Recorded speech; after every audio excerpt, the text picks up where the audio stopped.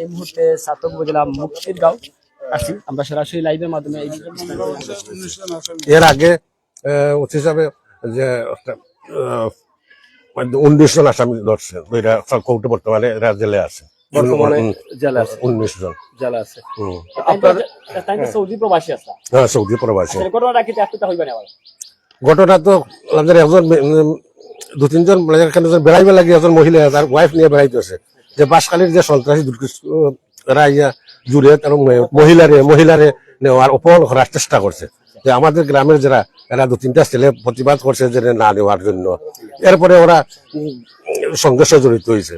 এরপরে আমার ভাই যে মারা গেছে নিহত, এ গ্রামের যারা ছোট ছোট গেছে আগে ইয়া যেন ওখানে সমাধানই করা যায়, এ করে 40 মধ্যে করছে। এরপরেও এটা কোনো দমাইতে পারে নাই। এরপরে যেন কিছু কিছু লোক আমাদেরও গেছে, যাওয়ার পরে বাঁশখালীর মাইকে তারা অ্যালাউন্স দিয়া দেশীয় অস্ত্র অনেক লোক 1200 লোক আইয়া আমাদের গ্রামের মানুষের অন্যায় অত্যাচার করছে। এবং আমার ভাই যে সাইফুল মারা গেছে তারা সুলফি জাটা রামদা ওই দিয়া কুপাইছে। এটা তো আপনারাও দেখছেন। বাঁশখালা এটা সন্ত্রাসী মুক্তিরগাঁও। যারা আসলা সময় আসলে মহিলা যারা এই মাইটটা তৈরি হয়েছে, এই মহিলাদের বাড়ি কোন জায়গায়? আমি এখনো পুরা কইতাম পারি না, তো সন্ধ্যার ওখানে হয়েছিল।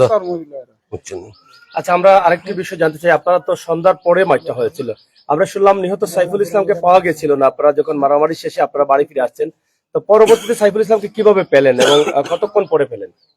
অনুমান আধা ঘন্টা কাছাকাছি সময়ে যে উদ্ধার করছেন ওসি সাহেব, 2জন কাউন্সিলর এরা গিয়া জেনে ওরা সাইফুল ইসলামের মাইরা লাশ গুম করার চেষ্টা করছে।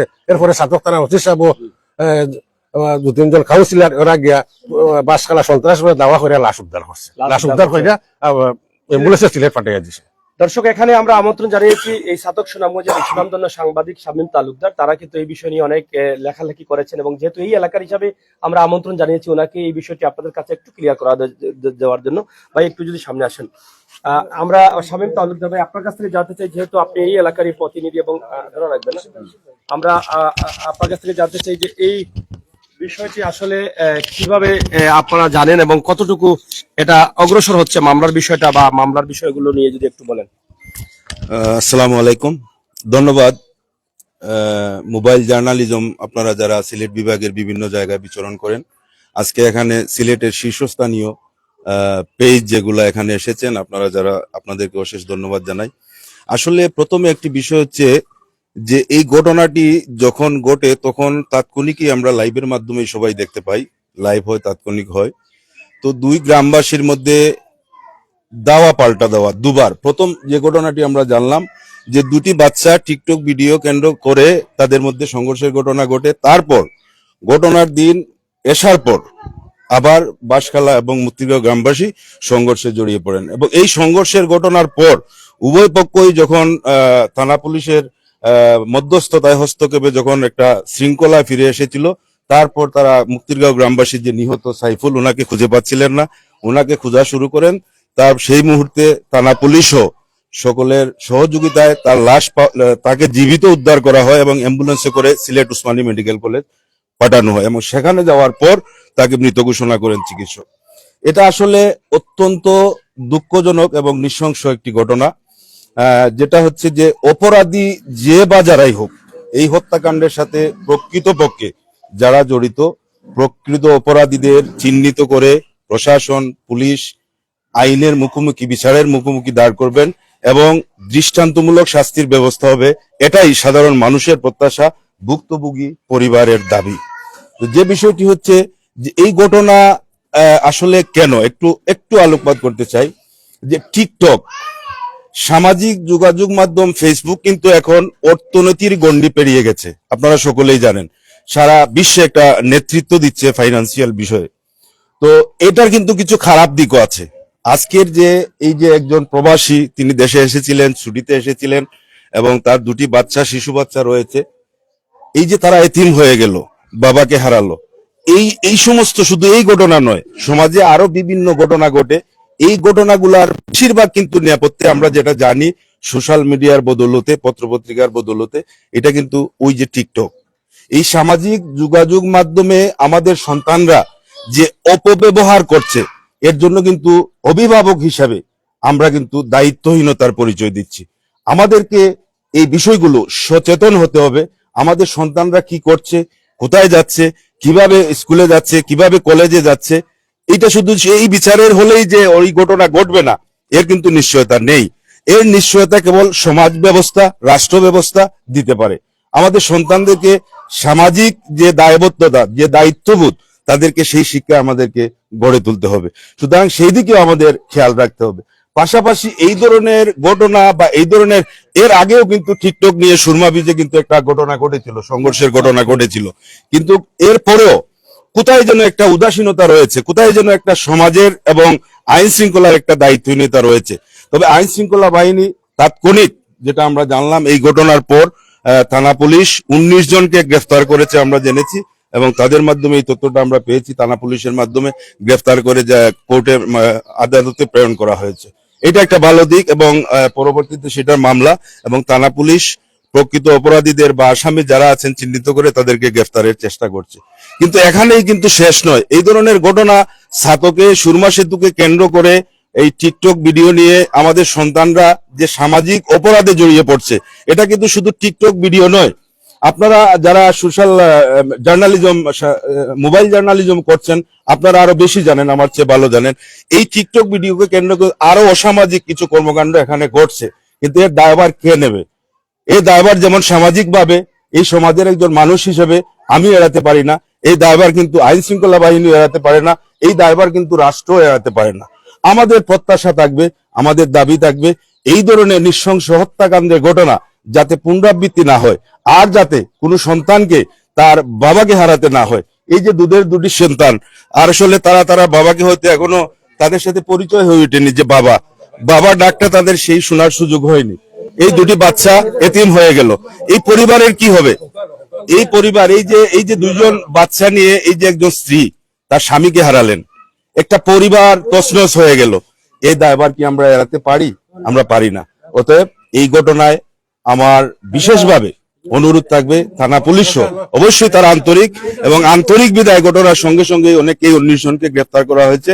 এবং আমার দাবি থাকবে, এই সমাজের একজন মানুষ হিসাবে, এই এলাকার একজন মানুষ হিসাবে, যে প্রকৃত অপরাধীদের চিহ্নিত করে দ্রুততম সময়ের ভিতরে বিচারের মুখোমুখি দাঁড় করা, এবং পাশাপাশি যে তারা দাবি জানিয়েছেন বঙ্গবন্ধুর তনয়া মাননীয় প্রধানমন্ত্রী জননেত্রী শেখ হাসিনা সহ সংশ্লিষ্ট কর্তৃপক্ষের কাছে দাবি জানিয়েছেন, যাতে এই বিচার, যাতে ন্যায় বিচার যাতে তারা পান। আমি মাননীয় প্রধানমন্ত্রী বঙ্গবন্ধুর তনয়া জননেত্রী শেখ হাসিনা সহ সংশ্লিষ্ট সকলের কাছে সবিনয় অনুরোধ থাকবে, এবং সমাজের যারা আমরা সমাজের নেতৃত্ব দেই, যারা আমরা রাজনৈতিকভাবে নেতৃত্ব দেই, আমাদের সকলের প্রতি অনুরোধ থাকবে, আসুন আমরা সকলে মিলে একটা সুন্দর সমাজ গড়ি, যেই সমাজে এই যে টিকটকের যে অপব্যবহার হচ্ছে, এই যে সামাজিক অবক্ষয় যেটা হচ্ছে, এই অবক্ষয় রোধে কিন্তু আমাদেরকে এগিয়ে আসতে হবে। শুধু এই হত্যার বিচারের মধ্য দিয়ে কিন্তু এটা শেষ নয়। আমাদেরকে সামাজিক অবক্ষয় রোধে মারাত্মকভাবে সমাজ ব্যবস্থা কিন্তু ভেঙে পড়ছে একবারে। আপনারা দেখবেন যে শুধু টিকটক নয়, মদ, জুয়া, গাঁজা, হিরোইন সহ ফেন্সিডিল আরো অনেক কিছু আছে। এইগুলা কিন্তু আমাদের যুব সমাজ, আমাদের সন্তানরা কিন্তু বিপদগামী হচ্ছে। আসুন আমরা সকলে মিলে কাঁধে কাঁধ মিলিয়ে আমাদের সন্তানদেরকে মানুষ হিসাবে গড়ে তুলি, যাতে ভবিষ্যতে এই ধরনের টিকটক নিয়ে এই ধরনের আর কাউকে জীবন দিতে না হয়, এবং প্রকৃত অপরাধীরা যাতে সাজা পায়, সুনিশ্চিত সাজা পায়, এবং যারা ক্ষতিগ্রস্ত হয়েছেন তারাও যাতে সেটা বলতে পারেন যে অন্তত আমরা ছেলেকে হারিয়েছি, আমাদের ভাইকে হারিয়েছি, আমরা অন্তত সেই বিচারটি নিশ্চিতভাবে পেয়েছি। আপনারা সকলকেই ধন্যবাদ। আসসালামু আলাইকুম। কথা বলছিলাম আমরা এই এলাকারই সাংবাদিক শামীম তালুকদারের সাথে, অনেক গুরুত্বপূর্ণ কথা শুনেছি। বর্তমান সমাজ ব্যবস্থা কি হচ্ছে, এবং টিকটকের কারণে কিন্তু অনেক দুর্ঘটনা ঘটে যাচ্ছে, এটা আমরা সোশ্যাল মিডিয়াতে সবসময় কিন্তু দেখি। এখানে দেখেন একটি বাচ্চা আজকে সে অবাক হয়ে তাকিয়ে আছে, কিন্তু তার বাবাকে হয়তো সে পাচ্ছে না, আর পাবেও না, আর কখনো তার বাবাকে খুঁজলেও হয়তো তার বাবা ফিরে আসবে না। এই যে এই ঘটনার জন্য দায়ীকে, যেটা শামীম তালুকদার বলে গেছেন, যে এরকম টিকটকের তৃতীয় পক্ষ যারা ছিলেন তাদেরকেও কিন্তু এখন খুঁজে পাওয়া যাচ্ছে না, যেটা আমরা জানলাম। যাদেরকে নিয়ে এই সংঘর্ষ ঘটেছে, একজন মানুষের প্রাণ গেছে, তারা কোথায় আজকে? তাদেরকেও পাওয়া যাচ্ছে না। আমরা একটু জানতে চাই আপনাদের কাছে, এই যে সাইফুল ইসলাম মারা গেছেন, ওনার কোনো ভাই আছেন বা ওনার বাবা আছেন কিনা? হ্যাঁ, উনি একাই, আর ওনার বাবাও নাই, ওনার মা আছেন, মা বৃদ্ধ। তো সাইফুল ইসলাম, আপনি কি চাচাতো না? একটু আসেন। সাইফুল ইসলাম কি আলাদা ছিলেন না আপনার সাথে ছিলেন? এখন মানে তার মানে কিভাবে চলবে এই বাচ্চাগুলো নিয়ে তার পরিবার? আল্লাহ চালাইতে। আপনি কি পারবেন তাদেরকে মানে হেফাজত করা? একটু নিচে নামেন, আপনি একটু নিচে নামেন, আপনি তো এমনিতে। হ্যাঁ হ্যাঁ, আমার অংশ আমার বাচ্চাদের দিয়ে আমি গেছি কি আর ওখানে বাড়িবে নাকি। এখন এই বাচ্চাগুলোকে কি সহযোগিতার প্রয়োজন? আপনি কি মনে করেন যে সহযোগিতা এই বাচ্চার সহযোগিতার প্রয়োজন? দেশের সকল আসলে আমি আছি, আমার ভাই সহযোগিতা প্রয়োজন লাগে? আমরা যদি ডাকি তাহলে অবশ্যই অনেকে আসবে সহযোগিতা। সহযোগিতার প্রয়োজন, আপনারা সকল মিলে সহযোগিতা করতে হবে। ভিডিওটি শুরু করেছিলাম, আমরা হয়তো জানতাম না যে সাইফুল ইসলামের কোনো ভাই নেই, বাবা নেই, একাই ছিলেন সাইফুল ইসলাম এই পৃথিবীতে। কিন্তু সেই সাইফুল ইসলাম মারা গেলেন, রেখে গেলেন দুটি শিশু সন্তান বাচ্চা, রেখে গেছেন গর্ভধারিণী বয়স্ক মা, এবং রেখে গেছেন তার অল্প বয়সের স্ত্রী। কিন্তু কিভাবে চলবেন? চাচা হয়তো নিরুপায় বাড়িটি দিয়ে চলে গেছিলেন অন্য জায়গায়, কিন্তু ভাতিজা থাকতেন এখানে। কিন্তু আজকে ভাতিজার এই ঘটনার মরার পরে কিন্তু এই যে দুটি বাচ্চা আছে এবং সাইফুল ইসলাম পরিবার আছে, এই পরিবার কিভাবে চলবে? তিনিও চালাতে পারবেন না, হয়তোবা ওনার অক্ষমতা রয়েছে। তাই আমরা চাইবো দেশে এবং বিদেশে যারা আছেন, আপনারা যদি সাহায্য সহযোগিতা করেন, তাহলে আমরা একটি নাম্বার দিচ্ছি, এই শিশু বাচ্চাগুলোকে আপনারা আপনাদের সরাসরি সাহায্যের হাতটি বাড়িয়ে দিতে পারেন। আমরা একটি নাম্বার চাই, আমরা এই বাচ্চার মায়ের নাম্বার যদি থাকে, সরাসরি নাম্বারটা একটু নিয়ে আসেন। আপনার মোবাইল দিনে তার সাথে আছি, হ্যাঁ, মোবাইলও পাওয়া গেছে না। এখন কি তাদের ফ্যামিলির কোনো নাম্বার আছে পরিবারের? ওই একটা আপনার না তাদের? আপনার নাম্বার তার শ্বশুর, তার শ্বশুর আপনার? হ্যাঁ, আপনার শ্বশুর? আচ্ছা আচ্ছা, আপনার নাম্বারটা একটু বের করেন।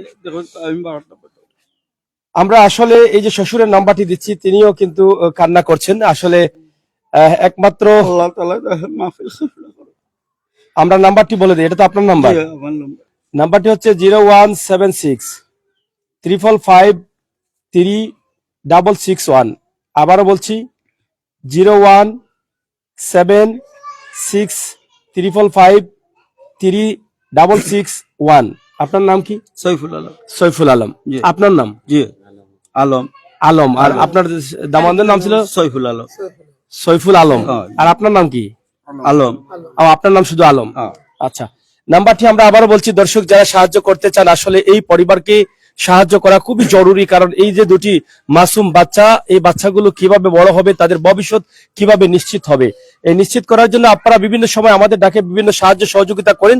আমরা চাইলাম যে আজকের এই ভিডিওতে যেহেতু সুযোগ পেয়েছি, আপনাদেরকে সওয়াব অর্জন করার একটা সুযোগ দিয়ে গেলাম। আপনারা নাম্বারটি তুলেন, 01735536661।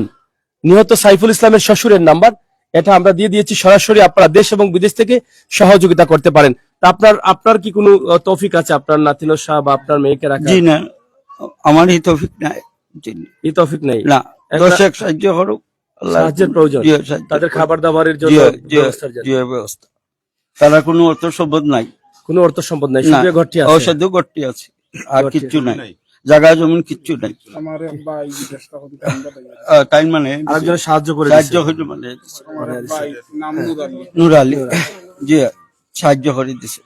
তখন যাই হোক, সাহায্য করতা আল্লাহর হুকুমে। যাই হোক দর্শক, আমরা যেটা জানালাম বা জানানোর চেষ্টা করেছি, সাতক সুরমার উপরে যে ব্রিজ নির্মিত হয়েছে মাত্র কয়েকদিন আগেই কিন্তু সেটার উদ্বোধন হয়ে গেছে। এই মুহূর্তে এই সময় পর্যন্ত অনেক ঘটনা, আলোচনা, সমালোচনা সৃষ্টি হয়েছে এই ব্রিজ থেকে।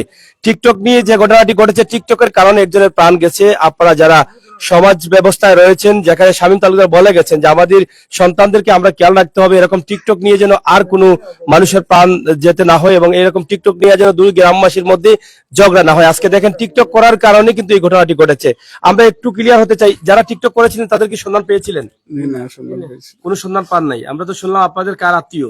না, আত্মীয় যারা আছিল, হ্যাঁ, সেও অন্য এলাকার, অন্য এলাকায়। অন্য এলাকার।